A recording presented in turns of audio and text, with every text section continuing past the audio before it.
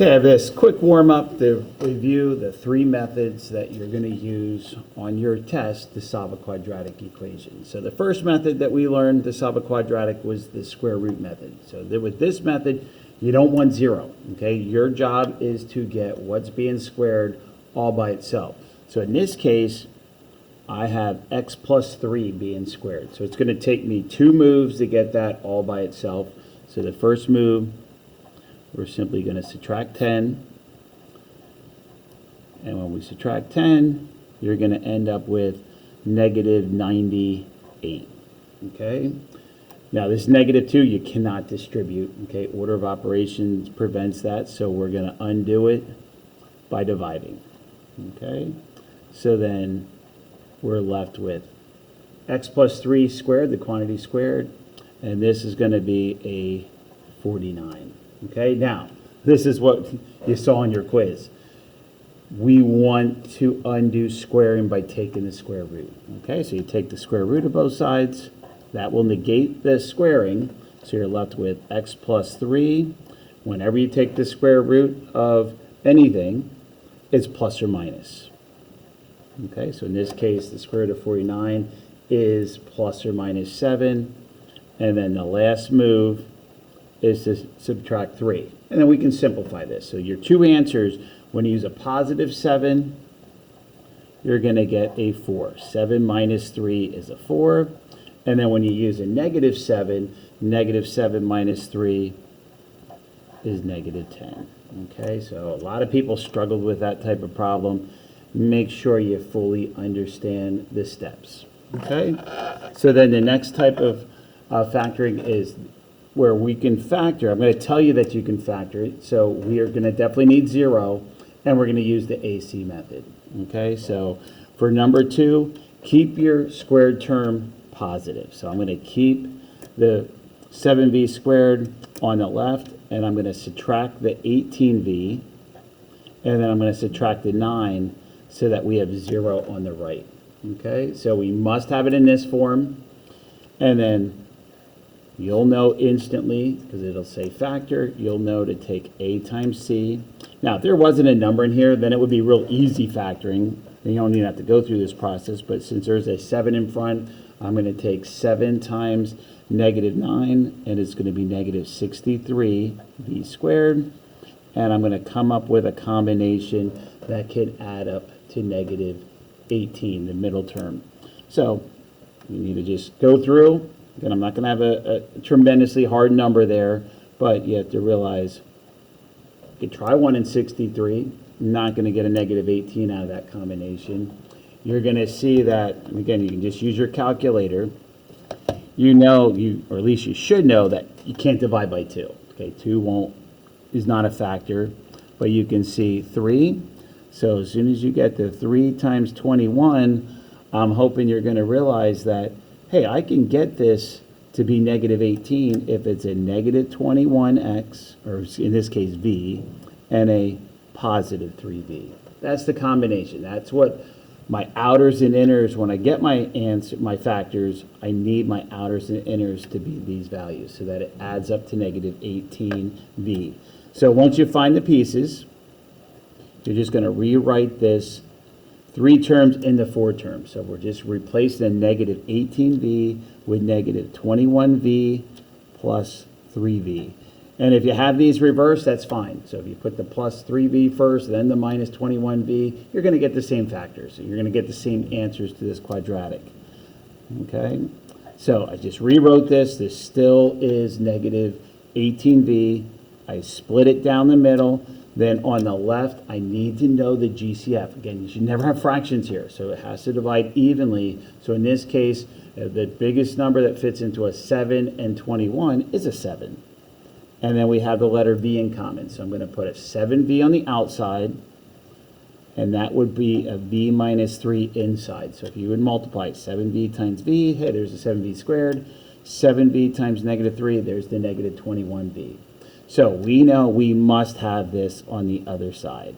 Okay, we must have a v minus 3 for this to work. So you look on these, the GCF of 3 and 9 is a 3. Okay, so I did not change the problem. If I distribute the 3, I'm back to this line. Okay, so here are my factors. You take the pieces on the outside, I take the 7v and the positive 3, and I put them together, and then I take the v minus 3. Okay, same thing, if you did FOIL, you're back to my original problem in standard form. So now, don't forget to tell me the answers. So we need to know what makes these factors 0. So obviously the easy one is just v minus 3, a positive 3 makes that 0. Okay. For this one, it's 2 steps. You have to subtract the 3 and divide by 7. Okay, so if I wanted to know what makes a 7v plus 3 equals 0, to solve that, I subtract the 3, divide by 7. Okay, so that is finished. And then we'll go on to this next one. I gave you 2 of these. So always try to keep your squared term positive. So if I add a 5r squared to this left side, I'm going to have a 3r squared. I want that to be positive.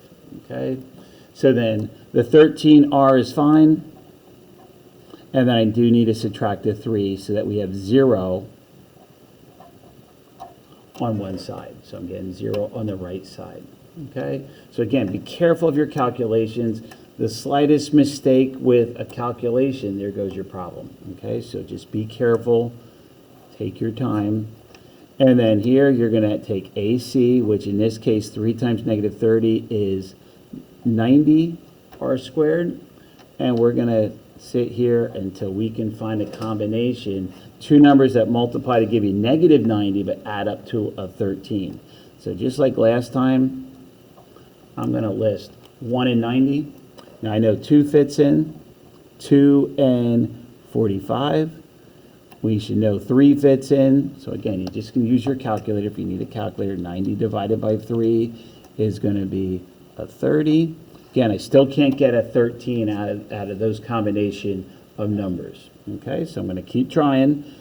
See if 4 fits in. 4 doesn't fit in, but we're going to see that 5 does. So 90 divided by 5, we're going to see 18. And then your brain should be telling you, hey, well, if the 18 is positive and the 5 is negative, hey, I can get a 13r out of that. So I'm going to have a negative 5r and a positive 18r. And again, you can have those reversed. It doesn't matter.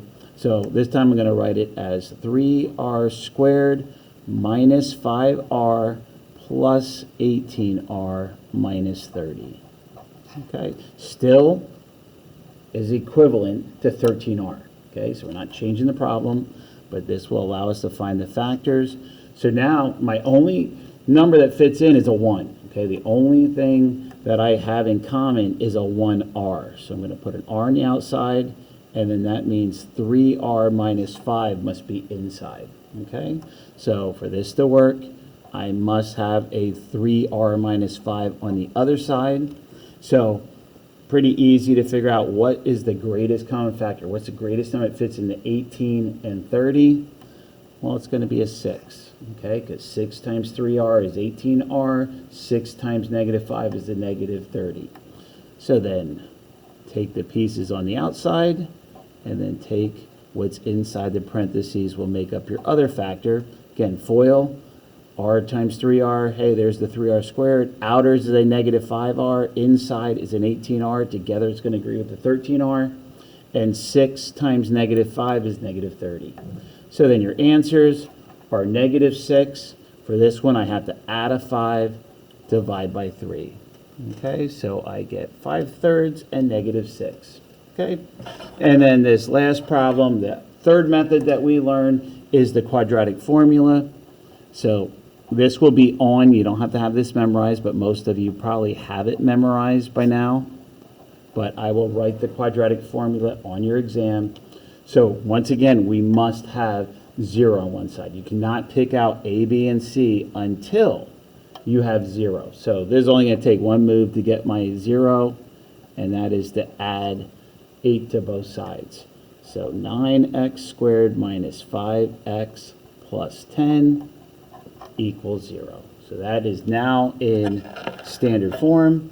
Should be very easy for everyone to pick out your A. And remember, always is a number, never an x, okay? Never substitute a, b, and c with an x. So they're always numbers, okay? And my constant is a 10. So negative, since b is a -5, please remember to put it in parentheses, okay? So all we have to do is substitute these numbers into my formula.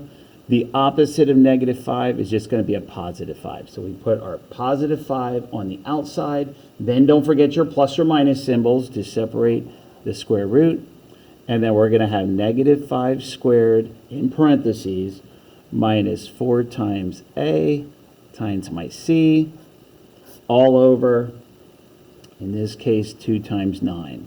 So then, here's all you're going to have to do on your exam. I need you to tell me the value of the discriminant, okay? You do not hit square root, okay? We're not going to get it. I don't want a decimal, and if it's a negative number, the calculator will give you an error if you hit square root. So we don't want to hit square root. What we do want to do is just calculate what's underneath the square root. So in this case, it's a -5 squared minus 4 times 9 times 10. And you're going to get a -335. And since it's negative, that should tell us we're going to have two imaginary solutions. So just rewrite this. You don't have to simplify anything else other than making an I.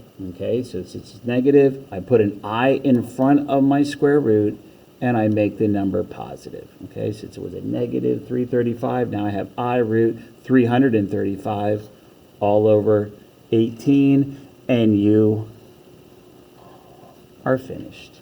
Okay, so expect these type of equations on your test. So that was 5 questions, and it took me 12 minutes to explain everything. So thanks for watching. Hopefully this helps. Be prepared for your exam. Take care.